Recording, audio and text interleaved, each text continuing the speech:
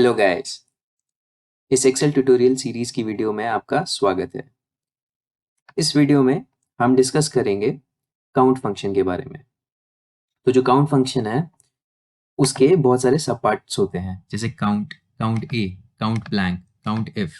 ठीक है, हम एक एक करके सारे काउंट्स के यूज को चेक करेंगे। ठीक है, तो सबसे पहले चलते हैं काउंट फंक्शन पर। काउंट फंक्शन जो यूज होता है वो नंबर्स पर यूज होता है। अगर हमें कैलकुलेशन करनी है नंबर्स में कि कितने नंबर्स अवेलेबल हैं, तो मैं कैसे कर सकता हूँ? मैं यहाँ पे काउंट फंक्शन यूज करूंगा। ठीक है, ये मेरी नंबर्स की लिस्ट को डालूंगा। मैंने ये नंबर्स की लिस्ट सिलेक्ट कर ली एंड एंटर दबा दूंगा, तो ये बता रहा है मेरे 6 नंबर्स हैं यहाँ पर। ठीक है, जो कि हम यहाँ पे भी मैच कर सकते हैं, काउंट 6। ठीक है, अब नेक्स्ट चीज हम क्या कर सकते हैं कि यहाँ पर अगर, अच्छा एक चीज और, अगर मैं ये काउंट को अप्लाई करना चाहूँ, एक मिनट देखिए, अगर मैं काउंट को अप्लाई करना चाहूंगा टेक्स्ट पर, तो क्या होगा कि ये वैल्यू नहीं शो करेगा, बिकॉज ये टेक्स्ट काउंट नहीं करता। ठीक है, अब हम करते हैं काउंट ए।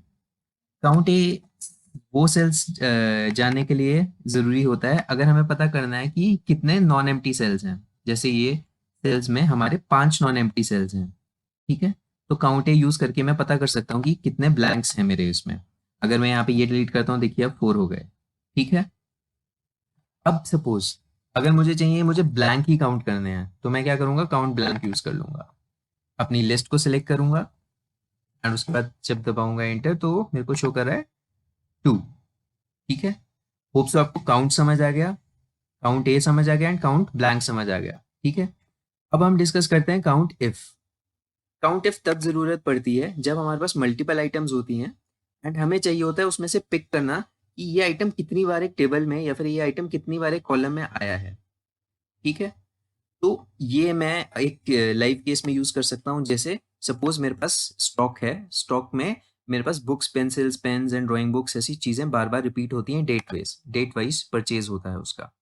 तो मैं पता लगाना चाहता हूँ कि कितनी बुक्स आई मेरी, कितने पेंसिल्स आए, कितने ड्राइंग बुक आए। ठीक है ना, तो ये करने के लिए मैं क्या कर सकता हूँ, काउंट इफ लगा सकता हूँ। तो काउंट इफ लगाने के लिए इक्वल टू काउंट इफ। अब यहाँ पे आप देखेंगे हमें दो चीजें क्राइटेरिया चाहिए होता है, एक रेंज चाहिए होती है और एक हमारा क्राइटेरिया। ठीक है, तो रेंज हमारी है ये लिस्ट। जब मैंने ये लिस्ट सिलेक्ट की, इसके साथ मैं कॉमा यूज करूंगा एंड मैं अपना क्राइटेरिया बताऊंगा। ठीक है, जो मेरा क्राइटेरिया है वो है मेरा सेल J18। ये देखिए J, ठीक है, एंड 18, यहाँ पे बुक्स है क्राइटेरिया। ठीक है, तो मैं बुक्स डायरेक्टली टाइप भी कर सकता हूँ और अपना सेल नंबर भी टाइप कर सकता हूँ। तो मैं क्या करता हूँ, सेल नंबर टाइप कर देता हूँ J18। ठीक है, तो ये बता रहे बुक्स के 2 इंस्टांसेस हैं, ये देखिए 1 2। ऐसे ही मैं क्या करता हूँ, फॉर्मूला को ड्रैग डाउन कर देता हूँ एंड ये देखिए पेंसिल के 2 इंस्टांसेस हैं, ड्राइंग बुक का एक, A4 शीट का एक, मार्कर का एक। ठीक है, तो ऐसे मैं काउंट इफ यूज करके अपने टेबल में से नंबर ऑफ टाइम्स एक आइटम आया है उसको जान सकता हूँ कि कितनी बार वो आया है। ठीक है, होप सो आपको ये काउंट फंक्शन का के सारे सब पार्ट्स क्लियर हो गए होंगे। एंड इस वीडियो में हम इतना ही डिस्कस करेंगे। अगली वीडियो में हम आगे चलेंगे जब स्टैटिस्टिकल फंक्शंस के बारे में डिस्कस करेंगे। ठीक है, तो ये वीडियो देखने के लिए बहुत बहुत शुक्रिया।